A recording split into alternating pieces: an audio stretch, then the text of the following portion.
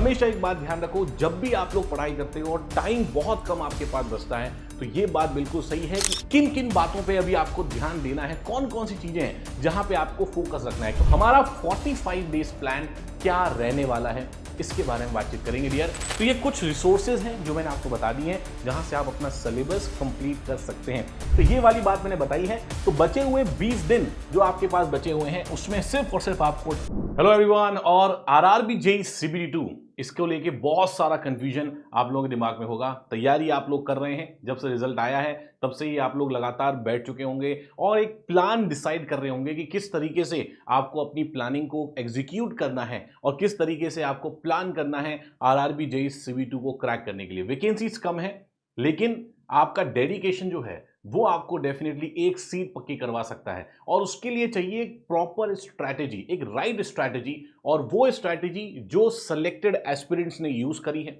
वो स्ट्रैटेजी जो आपके सिलेक्टेड मेंटर्स ने यूज करी है, तो वो आपको लास्ट टाइम पर एक राइट गाइडेंस प्रोवाइड कर सकता है। इस पूरे वीडियो के अंदर हम देखेंगे ये जो बचे हुए 40 से 45 दिन है, अभी तक सीबीटी 2 की डेट नहीं आई है, लेकिन आपको बहुत लंबे टाइम फ्रेम के लिए नहीं सोचना है। आपको सोचना है 1 से सवा महीने के आसपास, लगभग 30 से 45 डेज आपको लेके चलने हैं। तो आज मैं आपको इस पूरे वीडियो में बताने वाला हूं, लास्ट तक जरूर बने रहना, कैसे आप अपने पूरे जो आपका प्लानिंग है उसको कैसे आप एग्जीक्यूट करोगे, कैसे उसको एनालिसिस करोगे, कैसे उसको ट्रैक करोगे। ये सारी बातें इस पूरे वीडियो में हम लोग देख के चलने वाले हैं। तो जैसे कि आप देख पा रहे होगे, 45 दिन गायब होकर पढ़ाई करनी है।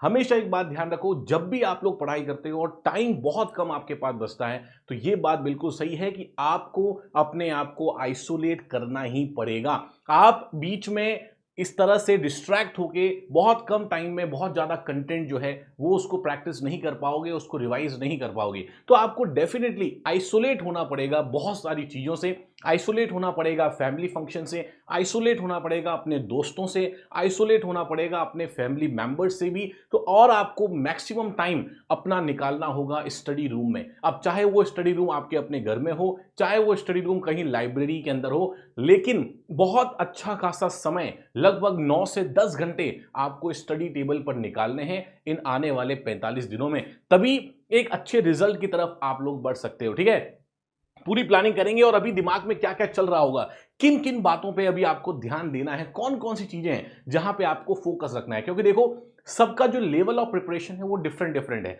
किसी का सिलेबस ही कंप्लीट नहीं हुआ है, कोई सिलेबस कंप्लीट करके बैठा है अब उसको रिवाइज करना है, कोई रिवाइज भी करके बैठा है अब उसको मॉक टेस्ट लगाने हैं, किसी ने मॉक टेस्ट लगाना शुरू भी कर दिया है। हाँ, ये बात सही है, ऐसे बच्चे भी हैं जो अब मॉक टेस्ट स्टार्ट कर चुके हैं। मेरे कॉन्टैक्ट में ऐसे स्टूडेंट्स हैं जो मॉक टेस्ट देना शुरू कर चुके हैं। वो अपने मॉक टेस्ट के स्कोर कार्ड्स मेरे साथ शेयर कर रहे हैं टेलीग्राम के ऊपर, और वो वहां से पता चलता है कि सबकी लेवल ऑफ प्रिपरेशन अलग अलग है। तो कुछ बातों का आपको ध्यान रखना है कि कंप्लीट सब्जेक्ट्स कवर करने हैं। सबसे पहली चीज तो ये है, आरआरबी के अंदर कुछ टॉपिक्स ऐसे हैं जो बाकी एग्जाम से रिलेटेड, मतलब बाकी एग्जाम से थोड़ा डिफरेंट है। ठीक है, अगर मैं सिविल की बात करूं, जैसे ऑटोकैड हो गया, बिल्डिंग ड्राइंग हो गया, तो किसी को भी आप मिस नहीं कर सकते। तो सबसे पहला पॉइंट, इस बात को आपको जरूर ध्यान रखना है कि सर सब्जेक्ट जो है वो कंप्लीट सब्जेक्ट, सारे सब्जेक्ट कवर करने हैं। ये बहुत इंपॉर्टेंट है, क्योंकि एग्जाम में जब इतनी कम वैकेंसीज हैं, इतनी कम सीट्स हैं, एक अच्छा डिपार्टमेंट लेने के लिए आपके लिए एक एक नंबर बहुत इंपॉर्टेंट हो जाएगा।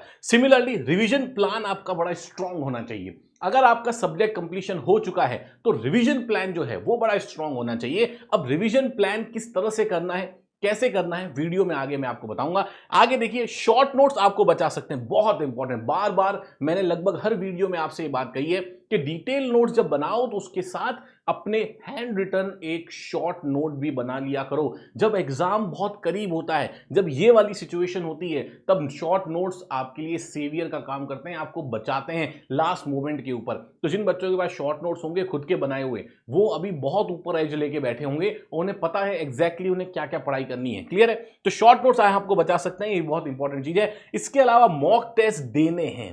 कुछ बच्चे सोच रहे हैं सर आप मतलब मॉक टेस्ट अगर मैं दूंगा मार्क्स कमाएंगे, डीमोटिवेट हो जाऊंगा, तो फिर मैं आगे पढ़ नहीं पाऊंगा। लेकिन एक बात को ध्यान रखना है, इस फेज को आपको निकालना है।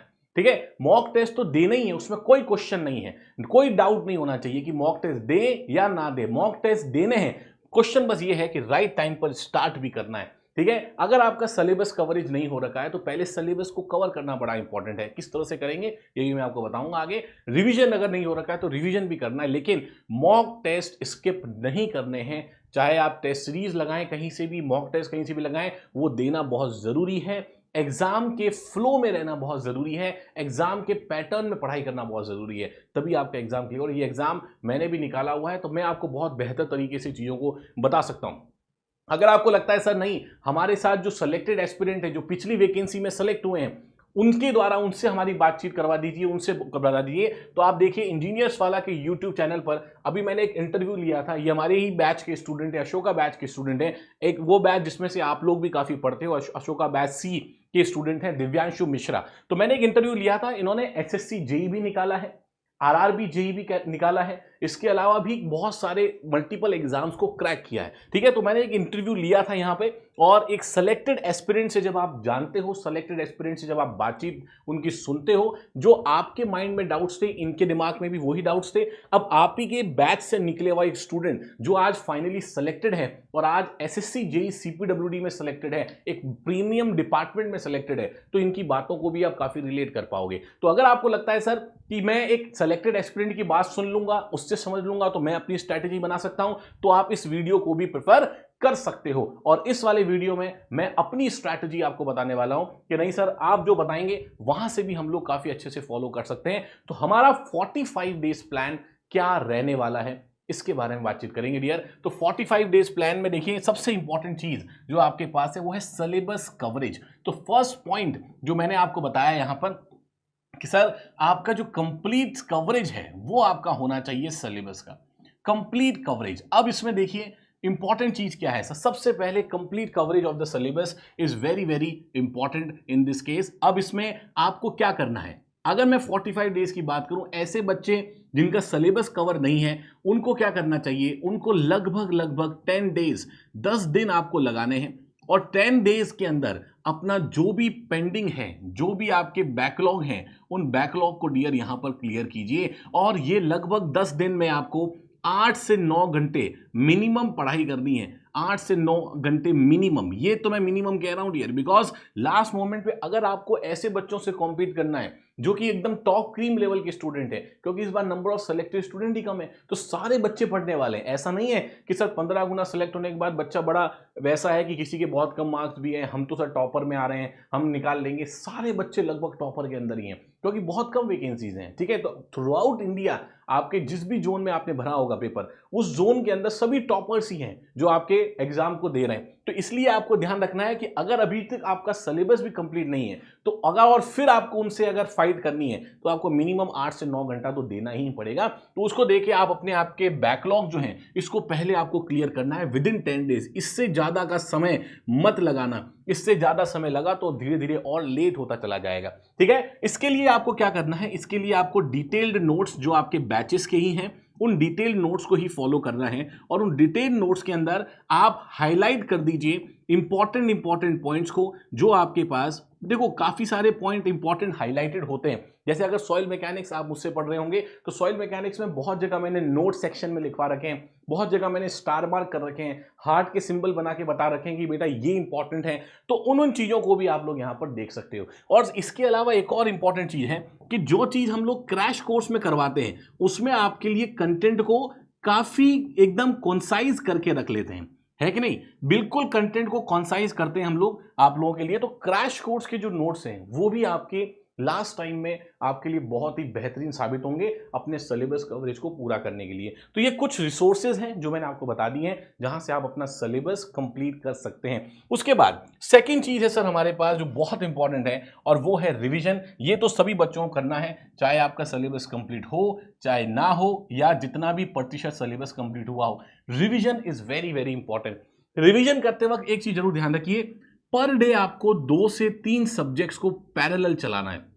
यहां पर सिंगल सब्जेक्ट्स को चलाओगे तो बहुत समय आपका बर्बाद हो जाएगा। 2 से 3 सब्जेक्ट पैरेलल, जितने भी टॉपर से आप बातचीत करते हो, जितने भी सेलेक्टेड लोगों से आप बातचीत करते हो, सबसे आप बातचीत करोगे तो आपको एक ही निष्कर्ष मिलेगा कि सर 2 से 3 सब्जेक्ट्स हमें पैरेलल रिवीजन के लिए चलाने ही चाहिए, और इतना हम लोग मैनेज भी कर पाते हैं। तो रिवीजन के लिए लगभग डियर आपको 15 दिन, 15 डेज, देखिए सिलेबस कंप्लीशन से ज्यादा दिन तो मैंने आपको रिवीजन के लिए दिए। 15 दिन हमारा रिवीजन वाला जो पॉइंट ऑफ व्यू है उसको कंप्लीट करना है, और लगभग 3 सब्जेक्ट्स पर डे आपको रिवाइज जो है पैरेलल चलाते रहना है। तो 15 दिन में बहुत ही अच्छा कॉम्प्रहेंसिव रिवीजन आप लोग कर सकते हो, चाहे वो नॉन टेक्निकल का 50 नंबर वाला पार्ट हो और चाहे वो टेक का 100 नंबर वाला पार्ट हो, क्योंकि नॉन टेक अभी आप CBT 1 में पढ़ा है आप लोगों ने, तो इसको रिवाइज करने के लिए कम समय चाहिएगा, आपको जरूरत पड़ेगी टेक्निकल के लिए, और अगर आप टेक्निकल के भी फ्लो में हो तो ये 15 दिन मोर देन सफिशिएंट है। इससे ज्यादा समय हम बर्बाद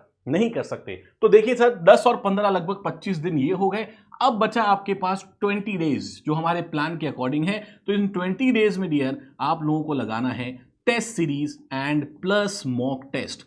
बहुत ही इंपॉर्टेंट, टेस्ट सीरीज आप लगाइए, मॉक टेस्ट आप लगाइए। जो मॉक टेस्ट 2 तरीके से समझना, स्टार्ट करना सब्जेक्ट वाइज से। हमेशा इस चीज को ध्यान रखिए डियर, सबसे पहले फुल लेंथ पर मत कूदिए, क्योंकि अगर आप फुल लेंथ पर चले जाओगे तो कॉन्फिडेंस डाउन होना शुरू हो जाता है। तो स्टार्ट करो सब्जेक्ट वाइज से। जो सब्जेक्ट आपको लगता है कि सर इन 10 दिनों मैंने अच्छे से कंप्लीट किया है, इन 15 दिनों मैंने बहुत अच्छे से रिवाइज किया है, तो उन सब्जेक्ट को सर स्टार्ट कीजिए और वहां से मॉक टेस्ट लगाना शुरू कीजिए। ये आपके कॉन्फिडेंस को बूस्ट करेगा आने वाले इन आखिरी दिनों के अंदर। अब देखिए सब्जेक्ट वाइज आपने लगाना शुरू किया टेस्ट, तो हर एक सब्जेक्ट के एटलीस्ट एक टेस्ट तो आपको लगाना ही है, और अगर हो सके और टाइम है अगर आपके पास तो मिनिमम 2 टेस्ट पर सब्जेक्ट तो आपको लगाने ही चाहिए। इसके बाद फुल लेंथ टेस्ट के ऊपर आपको जाना है, इसको बिल्कुल मिस नहीं करना है। कोई भी बच्चा फुल लेंथ टेस्ट को मिस नहीं करेगा।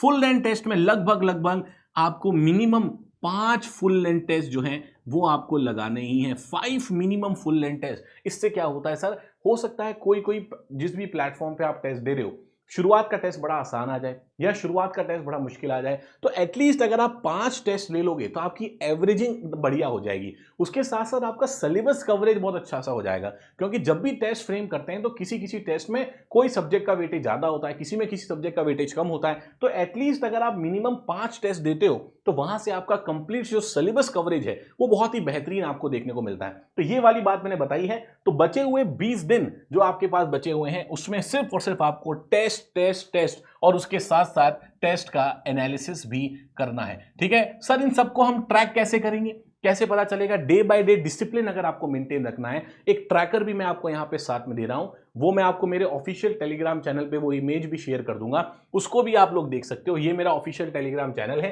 ठीक है, आरआरबी को प्लान करते हुए, आरआरबी सिविल, मैकेनिकल, इलेक्ट्रिकल जो भी स्टूडेंट्स हैं उनके लिए एक बहुत ही बढ़िया ट्रैकर है। हर एक वीक में आप यहां पे वीक नंबर डालिए कि पहला वीक में तैयारी कर रहा हूं।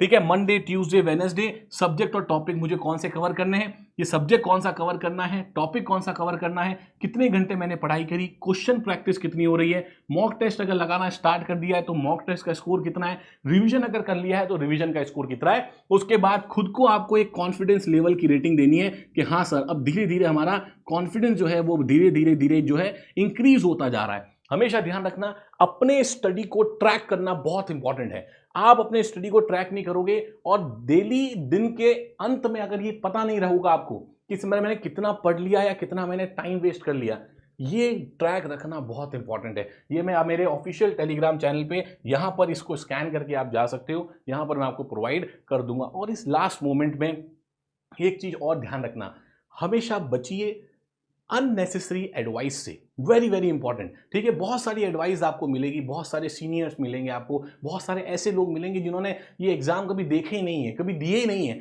लेकिन एडवाइस जो है, सलाह जो है वो तो एकदम फ्री में, तो सलाह देने के लिए एकदम रेडी रह जाते हैं। उन चीज़ों से आपको बिल्कुल बचना है। ठीक है, इसीलिए मैंने आपको सबसे पहले सजेस्ट किया कि आप ये वीडियो जरूर देखिए। इंजीनियर्स वाला के यूट्यूब चैनल पर ये वीडियो है, और एक सेलेक्टेड एस्पिरेंट, आप ही के उम्र का स्टूडेंट, ठीक हो सकता है आपसे छोटे उम्र का भी हो, ठीक है, उसने इतने सारे एग्जाम निकाले आज के पैटर्न में, आज के वीडियो है ना, आज के जो कॉम्पिटिटिव एनवायरनमेंट है उसके अंदर, तो ये वीडियो आपके लिए बहुत ज़्यादा इंपॉर्टेंट रहेगा। उसके अलावा मैंने भी काफ़ी सारे पेपर को निकाला, काफ़ी सारे गवर्नमेंट एग्जाम्स को निकाला, तो मैं भी आपको एक लास्ट मोमेंट पे ये चीज़ें बता सकता हूँ कि देखो इतना मिनिमम एफर्ट आपको लगाना है। जो भी मैंने यहाँ बताया है वो मिनिमम एफर्ट है। अब बाकी डिपेंड करता है आपके ऊपर कि आप कितना डेडिकेटेड हैं, आप कितना इस चीज़ को सीरियसली ले रहे हैं कि सर रेलवे में मुझे नौकरी चाहिए। ठीक है, तो ये बात मुझे कमेंट बॉक्स में जरूर लिख के बताना कि yes sir I will crack this examination, CBT 2 में इस बार क्रैक करके रहूंगा। इस लेवल का कॉन्फिडेंस डे 1 से हमारे पास होना चाहिए।